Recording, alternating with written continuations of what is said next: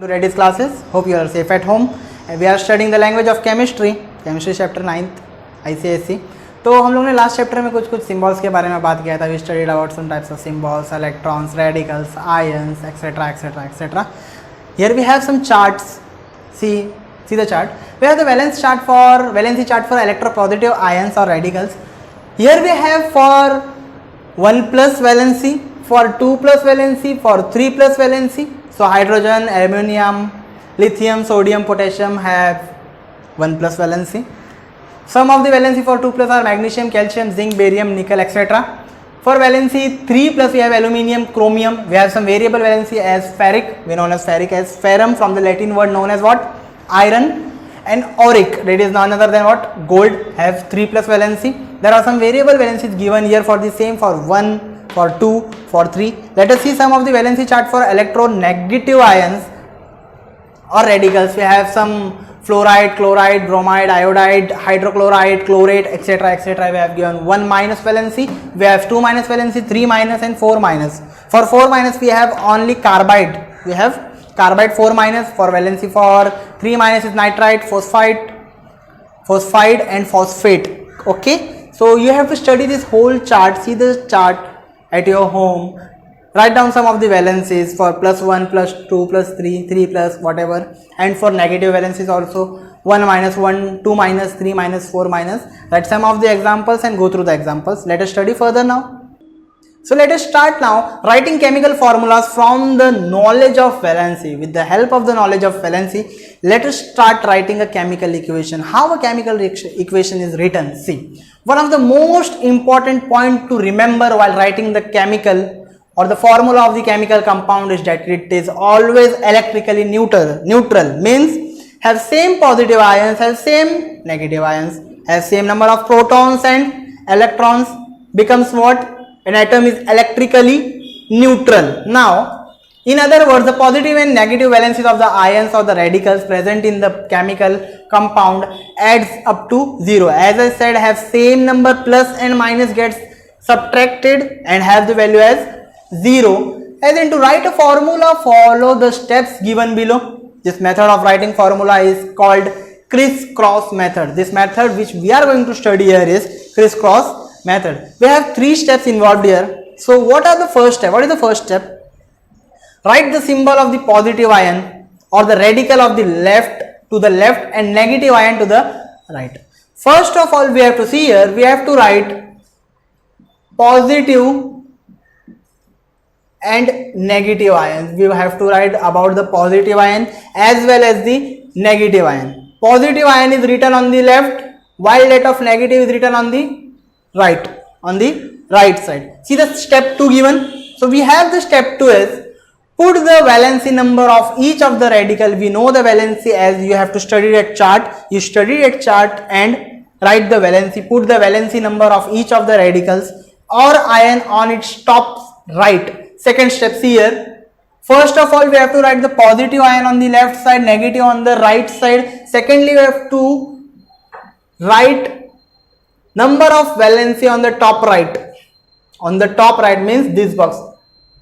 Clear? If it is calcium, it has positive valency as 2. You have to write like this. If it is chlorine, -1. See.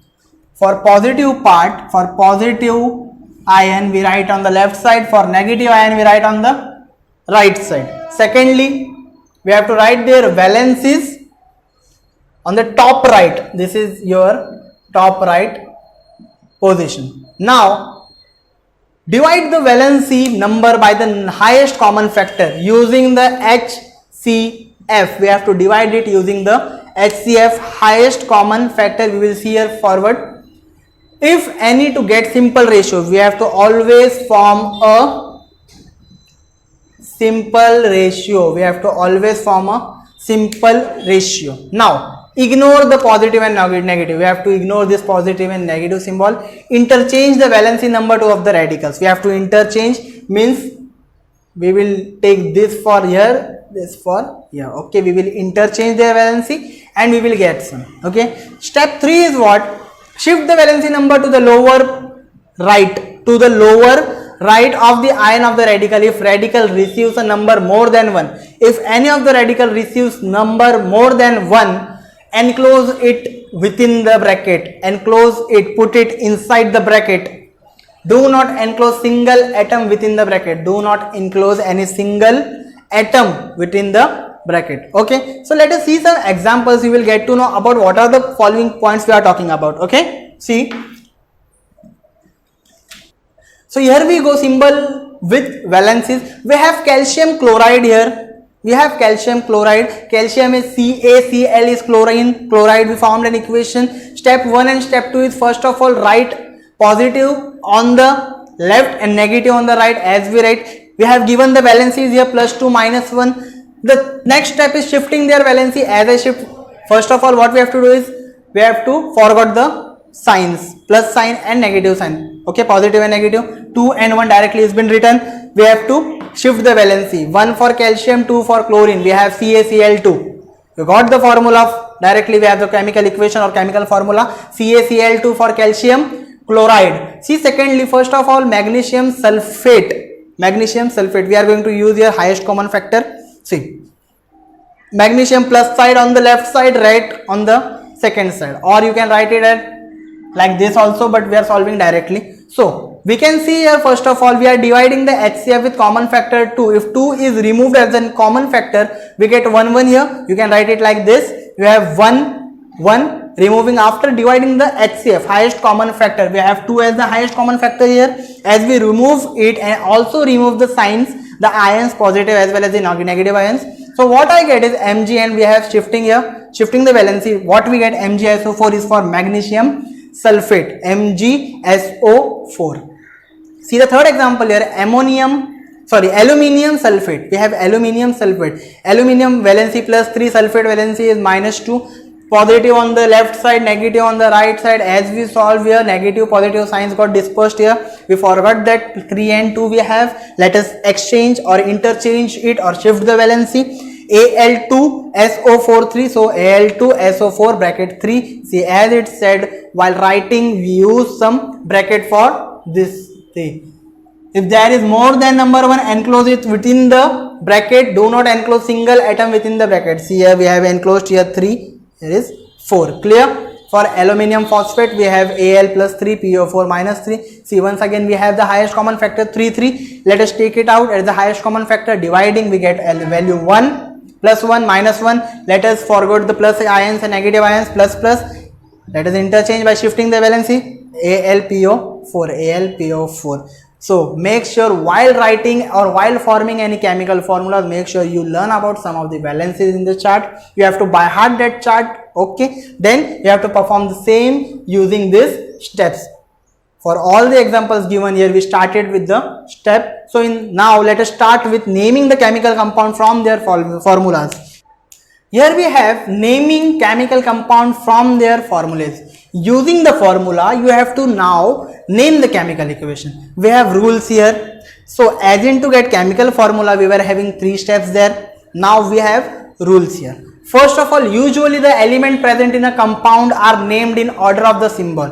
You know symbols for hydrogen, H, helium, He, lithium, Li, etc. etc. Now, in order of the symbol appearing in the formula, following rules are to be applied in naming a compound. Then the rule number 1 is what? If a compound contain only 2 elements is known as binary compound, such that one of them is metal, one of them is the metal. The metal is always named first. The metal is always named first. Non-metallic part has a suffix of "ide" at the end of it. See here now. Metal, we have to give the first priority to the metals. Secondly, if there is any non-metal, we have any non-metal, we have to add a suffix as "ide." We have to add the suffix as "ide" at the end. At the end. Let us go with an example. I have a compound, namely sodium chloride. How does it compound form? First of all, sodium Na is a metal. Secondly, Cl chlorine. I have to form this compound now. Cl is chlorine. Na is a metal, sodium, Cl is chlorine, it is a non-metal. Now, while I have to form this, I am having Na plus Cl, that formed NaCl. How? First of all, metal is taken first. First priority we give to the metal. So we have Na, then we have chlorine. Na means, can I write Na as directly sodium, and second chlorine. Chlorine, but chlorine is a non-metal. As we studied, for non-metal suffix we have to use "ide." So this chlorine change with chloride, hence becomes sodium chloride NaCl. Thus it becomes sodium chloride. Now see some more examples here directly. Compound of magnesium and nitrogen. Magnesium is a metal, we have to give the first priority to magnesium. Nitrogen is a non-metal, means it is going to change with nitrogen to nitride. So we give magnesium nitride. Third, compound of aluminium, as aluminium is a metal, first priority to metal, aluminium, and oxygen becomes non-metal and becomes oxide. So magnesium oxide. Third, compound of calcium and sulfur. Calcium is a metal and sulfur is a non-metal, first priority to calcium, becomes calcium. Sulfur changes from using suffix to sulfide. So calcium sulfide. This was the first rule which we use as an examples also here. Secondly, we have rule number 2. First, make sure you know about binary compounds, means the compound contain only 2 elements, sodium, chlorine, magnesium, nitrogen, 2 elements only, known as the binary. Rule number 2 is the compound containing 2 non-metal. Firstly, we have here metal and a non-metal. Now we have both non-metal. Both non-metal are being used by a Greek prefix mono, di, tri, tetra, penta, and so on. We have mono, di, tri, tetra, and penta. So we denote the number of atoms present in the compound. Number of atoms in the compound you will get to know. For 1 is mono, 2 for di, 3 is tri, 4 is tetra. These are the numbers of atoms. So CO stands for carbon. But can you see, is there any atom? Only one atom. One atom of both. We can write it as monoxide. We can write it. So we have here one atom for carbon, C and O. It is written as monoxide. NO2, when we have 2, we use di. So therefore nitrogen dioxide. For SO3 we use tri. So stands for sulfur trioxide. For CO2 stands for carbon dioxide. Once again we have 2, we use di. For PCl3 we have 3, means we use, sorry, we have 5 here. This is PCl5. PCl5, this is phosphorus pentachloride. Phosphorus pentachloride. For 5 atoms we use as penta. So this is rule number 2. Whenever you have some compounds which are non-metals, both the compound are here non-metal, nitrogen and oxygen are non-metal. Mostly we use nitrogen, carbon and sulfur with the oxygen. So you get to know about mono, di, tri, etc. You have given here. Let us go with the rule number. Let us start with the rule 3. We have rule 3 as, if a compound containing 3 elements, if a compound has 3 elements in it, means it is a tertiary compound. First of all, it is a tertiary compound, one of which is oxygen. If there is oxygen, one of which is oxygen, are named as in suffix at the end as 8. Suffix as 8 at the end, provided there is only one such compound. If there are 2 compound, if there are, for one compound, for there are 2 compound, the one with more oxygen, one with more oxygen is named with suffix 8. Once again the same one is named with the suffix 8, ending with 1 and 1 with less oxygen. Third one is what? With less oxygen, one with more oxygen, one with less oxygen, it is named as ite in the ending. Sulfite, chlorite, nitrite. Okay, let us see some example. We have oxygen for 8, one more oxygen means we have more oxygen, then also 8. When we have less oxygen, then ite. See now how it is given here as NaNO3, NO3 nitrite, sodium nitrite. Second CaSO4, calcium sulfate, nitrate sulfate, nitrate sulfate. 8 we use for oxygen with more oxygen. Here we have one oxygen, here we have more oxygen, so nitrate. Now NaNO2 we have here less one with respect to this. If this is what ABC, NaNO3, NaNO3, it is more oxygen, sodium nitrate. NaNO2, one oxygen is less, nitrite. Same here, CaSO4, more sulfate, calcium sulfate. CaSO3, we have one less, therefore calcium sulfide. Did you get it? When we have less, we use ite. When we have more, we use 8. You can see here NaNO3 and NaNO2. When we have 3 means we have more, and when we have less, nitrite and nitrate, sodium nitrate, sodium nitrite. Did you get this point? You have to follow these examples here. Fourth rule is for oxygen, only for oxygen purpose here. See what is it?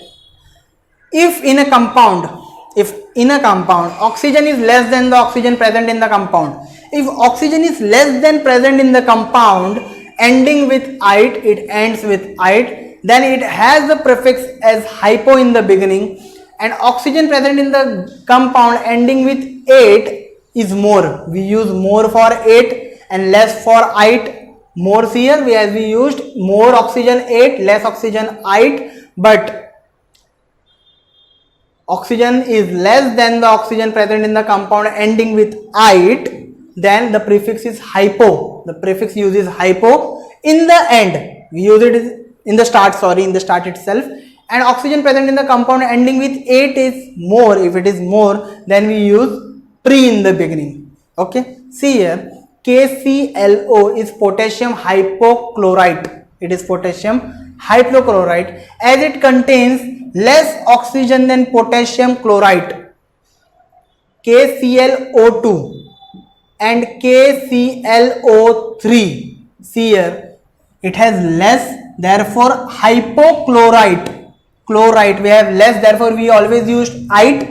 For more, potassium chlorate. This is what? Potassium chlorite, potassium chlorate. We have more, therefore we used what? 8. But potassium perchlorate, because we have here more oxygen. For less we use hypo, for more we use pre. So it becomes potassium hypochlorate and potassium hyperchlorate. Okay, chlorate and chlorite. Okay, these are the rule number 4.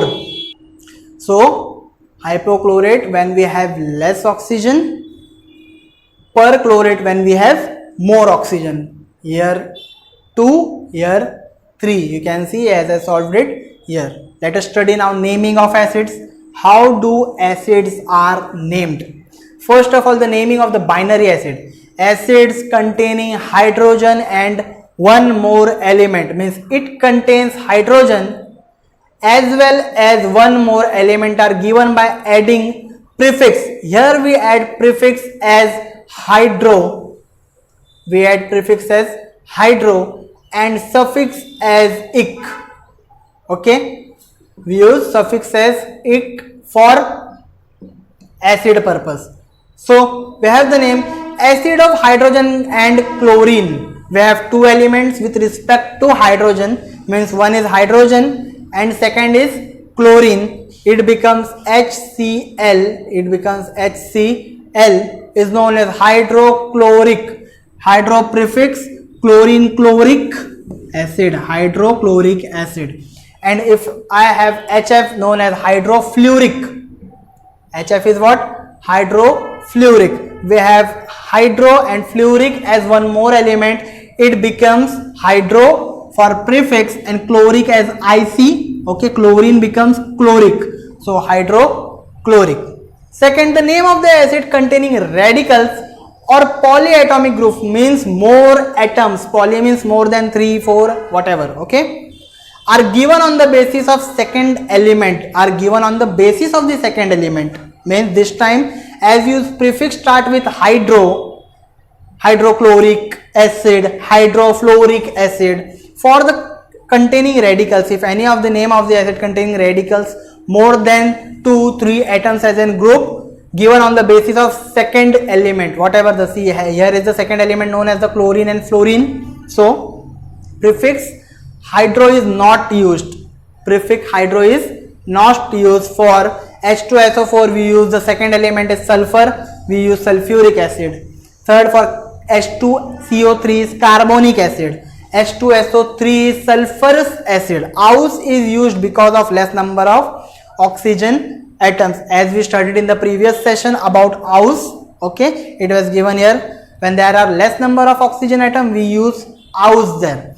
And how do we name bases? How are bases named? Bases contains OH radicals. Bases contains, as acid contains H plus radicals, bases contains OH radicals and are named as hydroxides. Name as hydroxide. For example, we have sodium NaOH, it is known as sodium hydroxide. For NH4OH, it is known as ammonium hydroxide. We use hydroxide as a term. We use OH known as the radical for bases. Okay, now let us study some trivial names of common. We have trivial names or common names. Common names, we have, there are some of the elements which are or which do not follow any systematic rule. They are known as common names. So let us study some. See, chemists have not considered wise to replace these names by systematic names, as they are widely understood by their common name. For example, do you use water for hydrogen hydroxide? For example, if you go to a shop and ask for hydrogen hydroxide, the shopkeeper will be asking you what do you want, and then you ask for water, he will give you water. So do you ask for hydrogen hydroxide, or going in a shop and asking the shopkeeper as sodium to give me some sodium chloride, 1 packet of sodium chloride, or you use common salt or table salt. So these are the common names, are also known as trivial names. What are they? They are the common names which are used widely on large scale. For example, common name for nitrogen trihydride is ammonia. For sodium chloride is what? Table salt. For hydrogen hydroxide is water. So you use these terms with respect to showing or asking for any shopkeeper here. Clear? Common names are known as trivial names. Clear? We have some examples. You can learn this example and make sure this is toughest thing to learn, the valency. You go through the whole chart, learn the whole valency there, and also try to study the step formation for writing a chemical equation, as well as try to solve some equations using rule method. We have 4 rule here. Use that rule and make some equations and write the examples also in your notebook. Make sure you do it on your own, maximum valency and etc. Clear?